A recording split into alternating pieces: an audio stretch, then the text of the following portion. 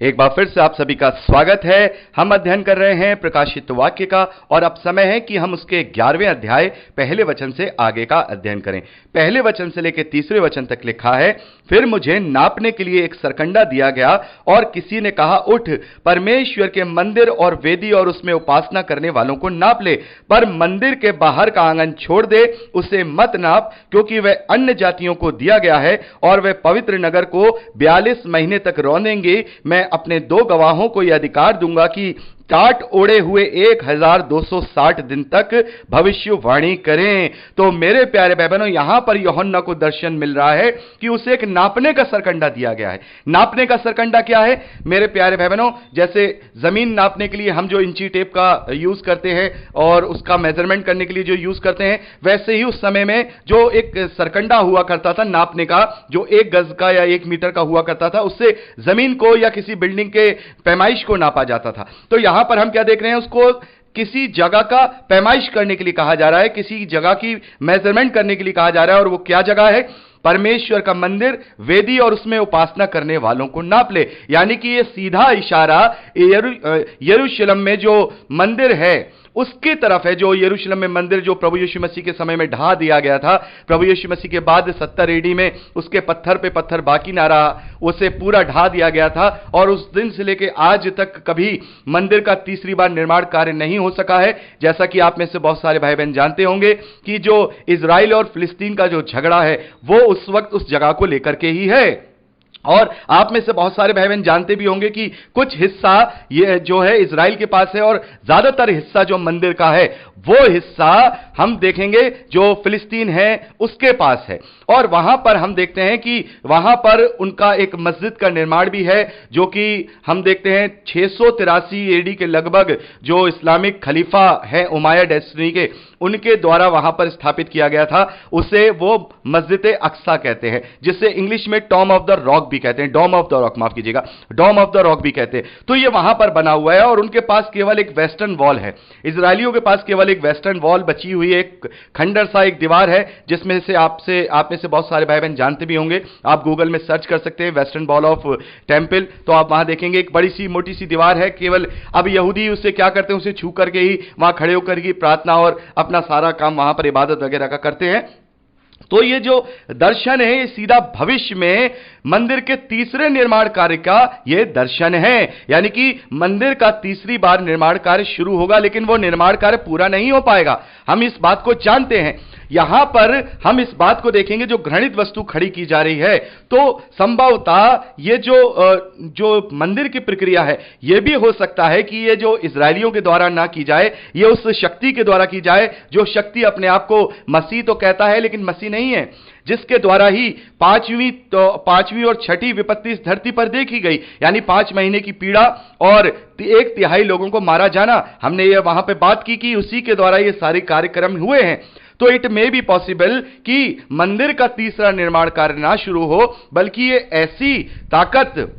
ऐसी ताकत इजरायलियों से लड़े और बहुत बड़ा युद्ध हो, जिसमें हम देखेंगे कि मंदिर का जो आंगन है वो छोड़ दिया जाएगा और मंदिर का अंदर का हिस्सा जो है इजरायलियों के पास रह जाएगा।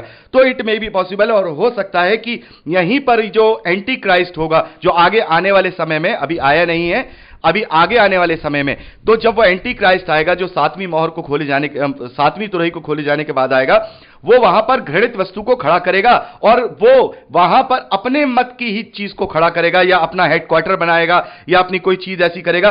तो ये इस चीज की प्रक्रिया की शुरुआत होगी। यानी अभी ये शुरुआत हो रही है, ये जो 2 गवाहों के आने का जो समय है ये वहां से शुरुआत होगी।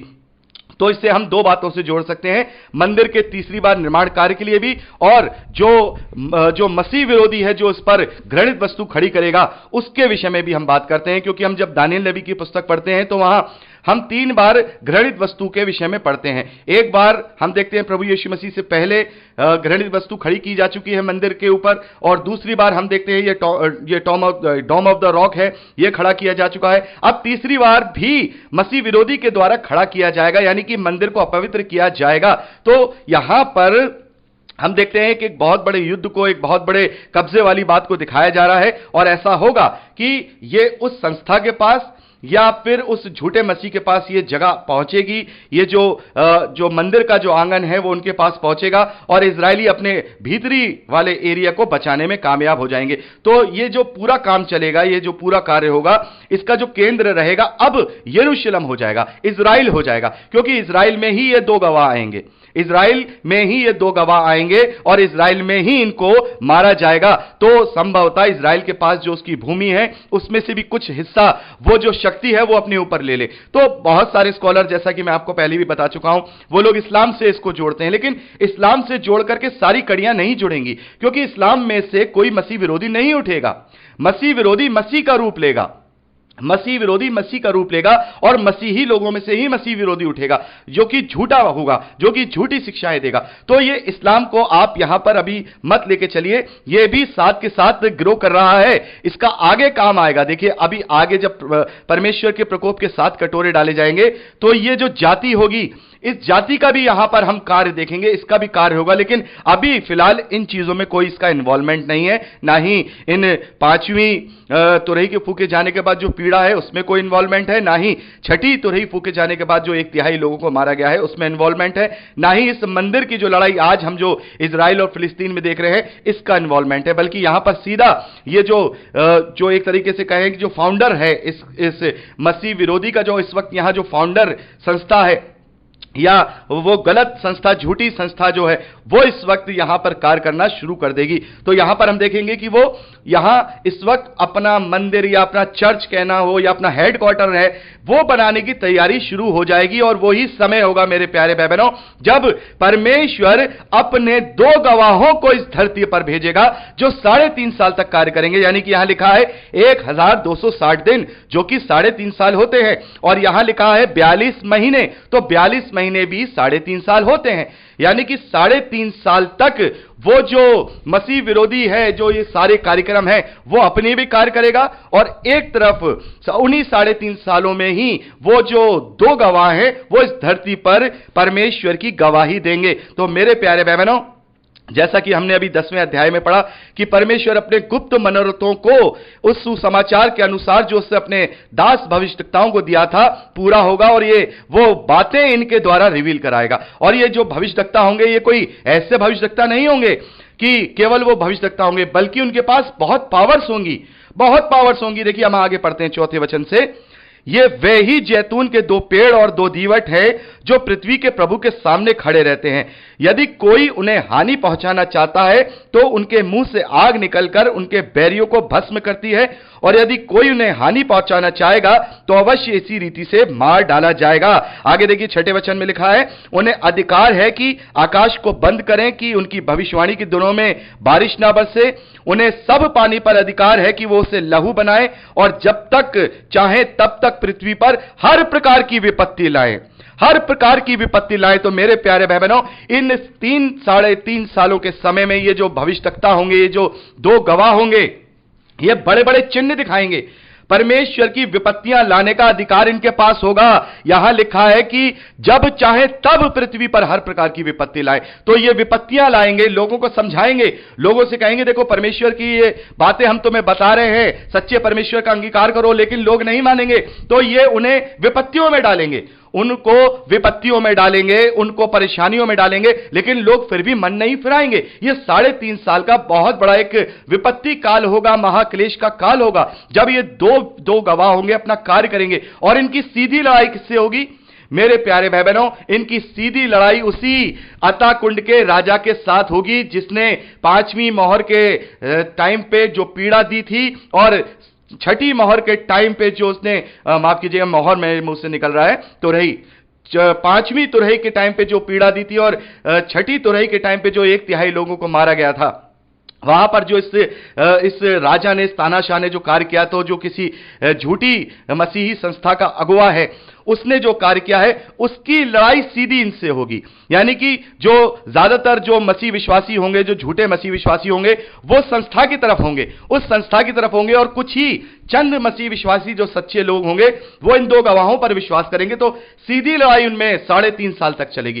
3.5 साल तक इनमें लड़ाई चलेगी। वो दोनों गवाह अपनी अपनी जो गवाही देंगे, परमेश्वर के सुसमाचार का प्रचार करेंगे, लोगों को बताएंगे कि भाई अपना मन फिराओ, अपनी सारी चीजें करो, और वो पूरे चिन्ह के साथ, पूरे अधिकार के साथ, और लोगों को जब वो विपत्तियां देंगे, देखिए यहां देखते हैं कि उन्हें यह अधिकार है कि बारिश न बरसे। तो हो सकता है कि वो कहें कि भाई तुम विश्वास नहीं कर रहे हो, जाओ तुम्हारे देश में 3.5 साल तक बारिश ना हो।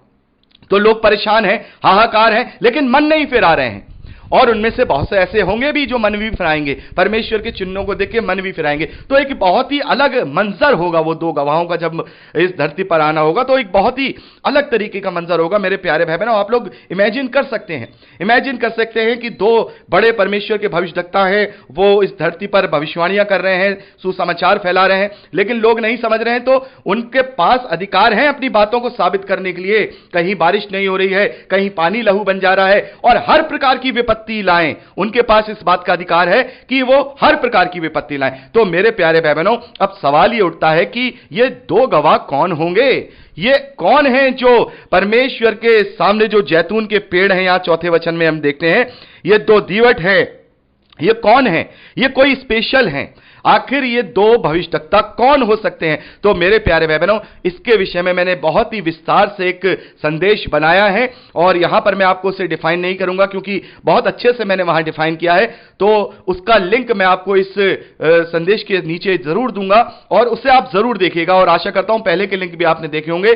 आप अच्छे से समझने पाएंगे कि ये जो दो भविष्यद्वक्ता हैं ये कौन हो सकते हैं। ओवरऑल तरीके से मैं आपको बताना चाहता हूं, ये जो दो भविष्यद्वक्ता हैं, ये दो भविष्यद्वक्ता, इनमें से एक एलिया और इनमें से एक मूसा होंगे। और बहुत सारे लोगों का मानना यह है कि एलिया और हनोक होंगे, लेकिन ज्यादातर जो हम यहां पे चिन्ह देख रहे हैं उससे हमें यहां पता चलता है कि वो मूसा और एलिया होंगे। तो मेरे प्यारे भाई बहनों, यहां पर हमने देखा कि ये जो दो गवाह होंगे इस प्रकार से भविष्यवाणियां करेंगे पूरी ताकत और शक्ति के साथ। और ये कौन हो सकते हैं, कैसे ये मूसा और एलिया हो सकते हैं, इसके विषय में मैंने आपको एक लिंक प्रोवाइड कराया है, उसे आप जरूर देखिएगा, आपको पता चल जाएगा। तो हम बात कर रहे थे कि इन दो गवाहों की और उस शक्ति की जो तानाशाह है, जो अताकुंड का राजा है, उनकी आपस में युद्ध रहेगा, आपस में लड़ाई रहेगी। देखिए 7वें वचन में हम देखते हैं, जब वह अपनी गवाही दे चुके होंगे, यानी कि जो दो गवाह अपने 3.5 साल तक का जो कार्य कर चुके होंगे, तो वहां लिखा है, तो वह पशु जो अताकुंड में से निकलेगा उनसे लड़कर उन्हें जीतेगा और मार डालेगा। यानी कि 3.5 साल का संघर्ष चलेगा। 3.5 साल तक वो जो अताकुंड का राजा है, जिसने 5वीं मोहर और 6ठी मोहर में जो पीड़ा दी और धरती के 1/3 लोगों को मरवा दिया, वो जो शक्ति होगी, वो जो अगवा होगा, इनसे लगातार 3.5 साल तक लड़ेगा। और अतः जब 3.5 साल का समय पूरा हो जाएगा जो परमेश्वर ने ठहराया है, तब वो अताकुंड का राजा, जिसे हम 8वें अध्याय में पढ़ते हैं, 9वें अध्याय में पढ़ते हैं, 11वें वचन में, अताकुंड का दूत उन पर राजा था, उसका नाम इब्रानी में अब्दोन, यूनानी में अपुल्लुयोन था, जिसका मतलब विनाशक होता है। तो ये इनसे लड़कर इन पर विजयी होगा और उन्हें मार डालेगा। यानी कि वो दो गवाह मार डाले जाएंगे। आगे देखिए लिखा है, उनके शव उस बड़े नगर के चौक में पड़े रहेंगे जो आत्मिक रूप से सदोम और मिस्र कहलाता है, जहां उनका प्रभु भी क्रूस पर चढ़ाया गया था। तो ये कौन सा शहर होगा? साफ तौर पे हमें पता लगता है कि ये यरूशलेम का शहर होगा, और इजराइल के ऊपर प्रभुता करने के लिए ही ये जो संस्था का अगुवा है, ये इस प्रकार से वहां पर जद्दोजहद करेगा, और कुछ हिस्सा यरूशलेम का और कुछ हिस्सा मंदिर का भी अपने कब्जे में ले चुका होगा। और ये दो गवाह भी इजराइल और इजराइल के आसपास ही जन्म लेंगे, या हम कहेंगे भेजे जाएंगे। हम तो ये नहीं कह सकते कि ये जन्म लेंगे या भेजे जाएंगे, क्योंकि अगर ये मूसा और एलिया है तो जन्म तो नहीं लेंगे, लेकिन ये भेजे जाएंगे। और जैसा कि अब हम यहां देखते हैं कि उनके शव उस बड़े नगर के चौक में पड़े रहेंगे जो आत्मिक रूप से सदोम और मिस्र कहलाता है, जहां उनका प्रभु भी क्रूस पर चढ़ाया गया था। सब लोगों और कुलों और भाषाओं और जातियों के लोग उनके शवों को 3.5 दिन तक देखते रहेंगे और उनके शवों को कब्रों में रखने ना देंगे। पृथ्वी के रहने वाले उनके मरने से आनंदित और मगन होंगे और एक दूसरे के पास भेंटें भेजेंगे, क्योंकि इन दोनों भविष्यद्वक्ताओं ने पृथ्वी के रहने वालों को सताया था।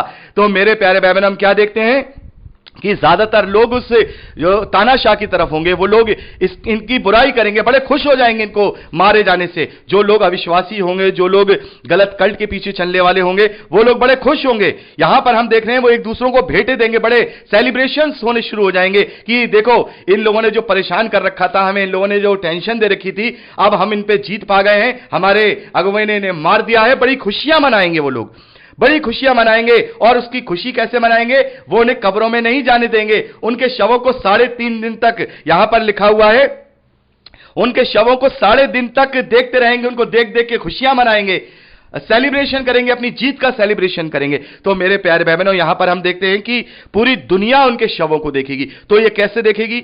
हम जानते हैं कि आज भी जो मीडिया है वो कितनी शक्तिशाली है, और उस समय में भी मीडिया शक्तिशाली होगी। तो पूरी दुनिया जो इनसे परेशान थी, इनके जो विपत्तियों के कारण, इनकी बातों के कारण जो परेशान थी, वो बड़ी खुश हो जाएगी। पूरी दुनिया में खुशी की लहर छा जाएगी कि अब ये दोनों मर गए हैं, इन्हें हमने दोनों को मार दिया है। तो सारी मीडिया जो है इनकी कवरिंग करेगी, उन सेलिब्रेशंस की कवरिंग करेगी, उनके शवों की कवरिंग करेगी, और लोग अपने घर बैठे टीवी पर उनके शवों को देखेंगे। तो यह बात यहां पूरी होती है कि पूरी दुनिया उनके शवों को देखेगी। तो पूरी दुनिया उनको शवों को देखेगी और लोग उनके मरने से बहुत ही आनंदित और खुश होंगे, एक दूसरों को भेंटें देंगे। तो मेरे प्यारे भाई बहनों, आगे